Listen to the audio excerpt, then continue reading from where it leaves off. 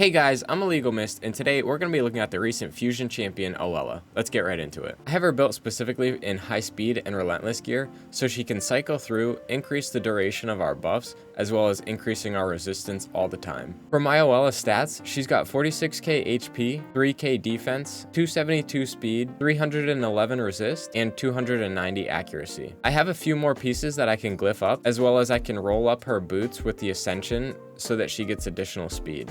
We have one refresh accessory, and some of her gear hasn't been glyphed, and right now I only have a few of her masteries on. For Oella, she has a 100% decreased speed on her A1. Her A2 kills all allies by 30% of their HP, and it increases the duration of all ally buffs by 1 turn.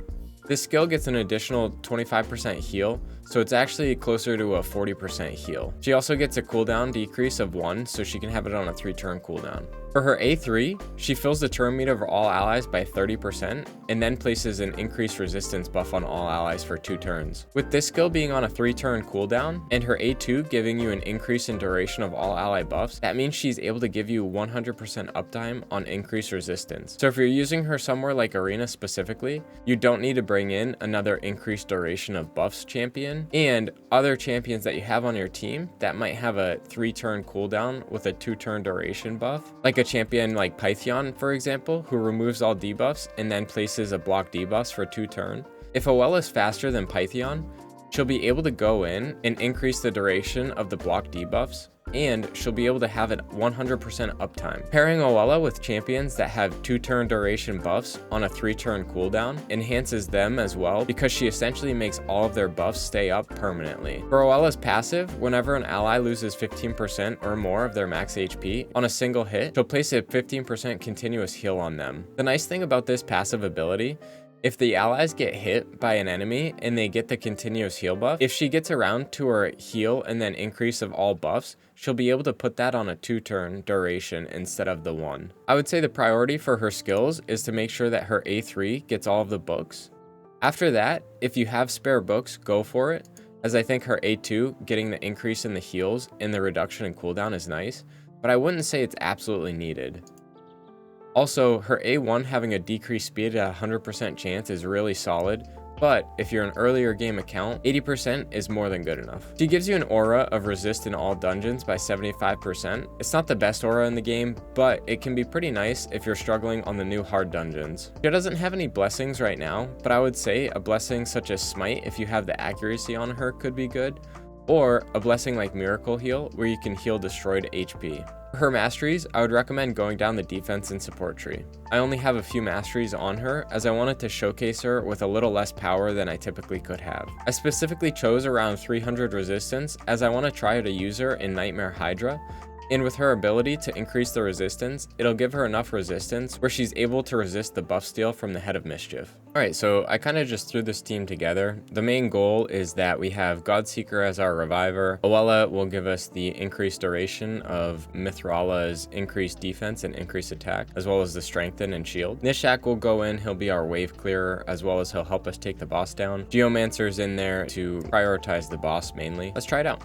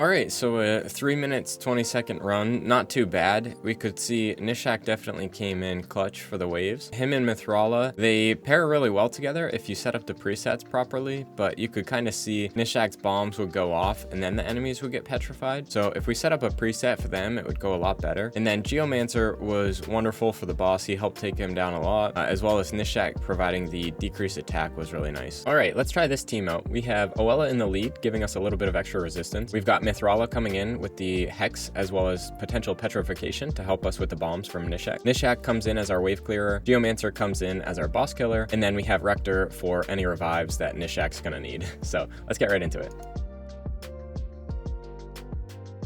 Alright, in 3 minutes 28 seconds, Rector really, I think she slowed us down more than anything, so we could probably go in there and sub out her and get a little bit faster of wave clears as well. Alright, so I kind of just threw this arena team together, but I think it is a good showcase of a team that would be good on defense. So let's try it out on this team and see how we do.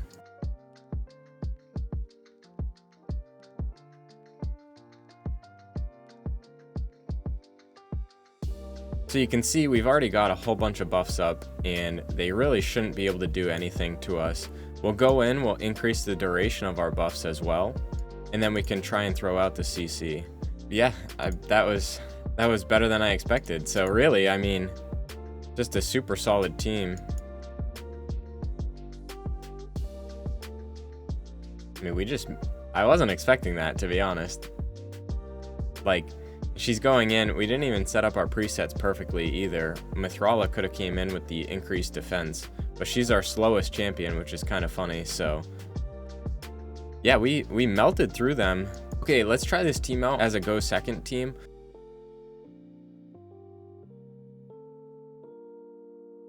So we got locked out of our abilities, but what we can do is get the revive back. We can get the cleanse.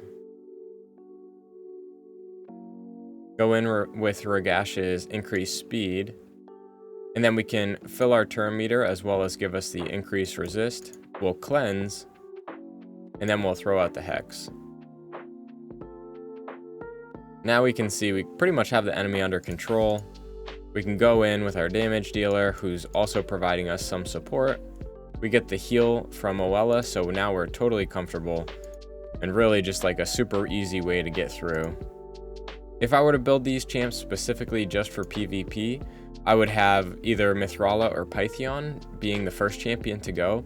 And then you could see we go in with Oella with the increased resist, and then she's also able to go in with the heal if we need it, as well as the increased duration of buffs. Let's try this team out. So we're going to be going up against a Leo, and they've got 2 revivers along with a Hedgie, so it's going to be a pretty tough team. A nuking Hedgie, a nuking Leo. We go in, we get the revive from Pythion. Hopefully we can get back around to our turn. We do. So we can either fill the turn meter and increase resist, or we can do the heal and increase the duration of buffs. What I'm going to do is I'm going to fill the turn meters. We get the extra turn, which is really nice. So if I wanted to, I could fill the turn meter again, but I'm going to go in with the heal. Oh my gosh, she's popping off. This is why Relentless is so good for her. And then we can go in. I'll do the increased speed, and then we can hopefully go in. Yep, Leo's now stripped. Remove all the buffs and cleanse. Leo can't make a dent in us now. And then we just go in and we nuke them. And then we'll put it on auto. I feel pretty confident that our team's going to win this one now. We'll cycle through super quick. They revive, but I don't think it's a big deal.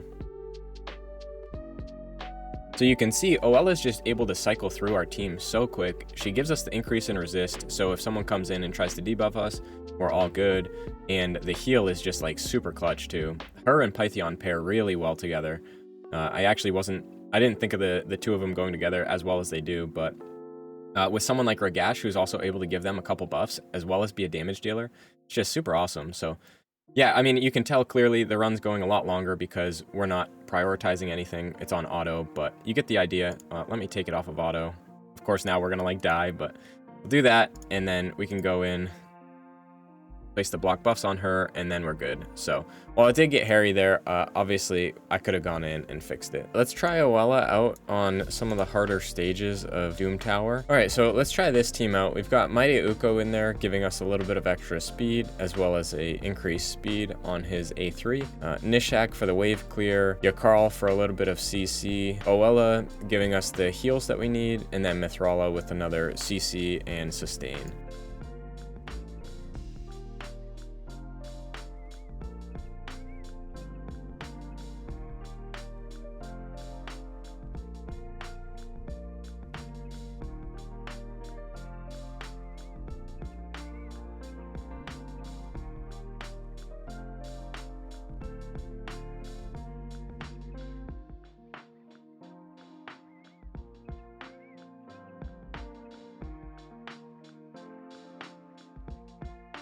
So yeah, we can see, I mean, this team is pretty much dominating the Doom Tower. I'm actually really surprised.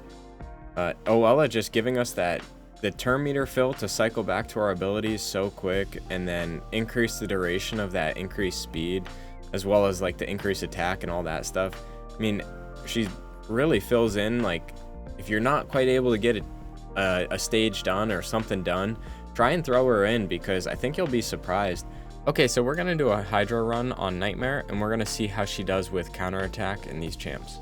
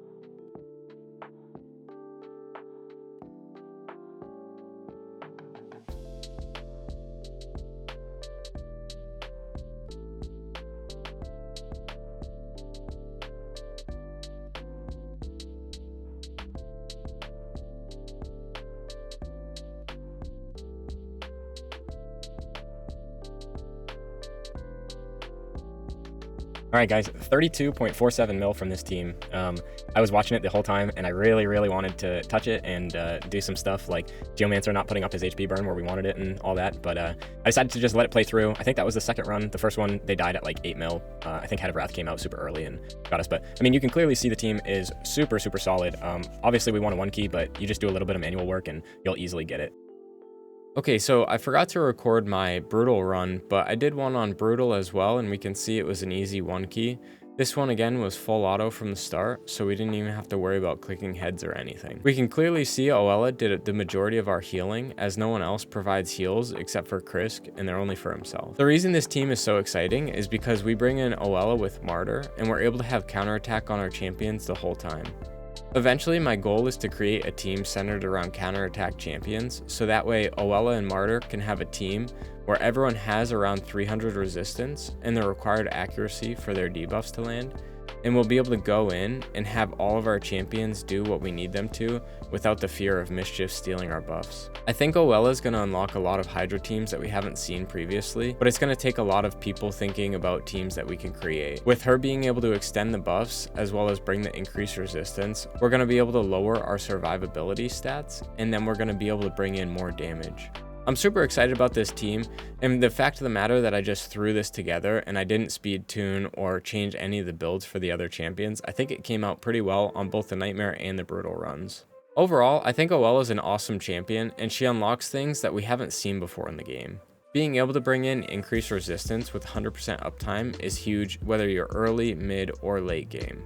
The cool thing about Oella for the arena is she has 110 for her base speed, so you can just use her as a booster if you need it.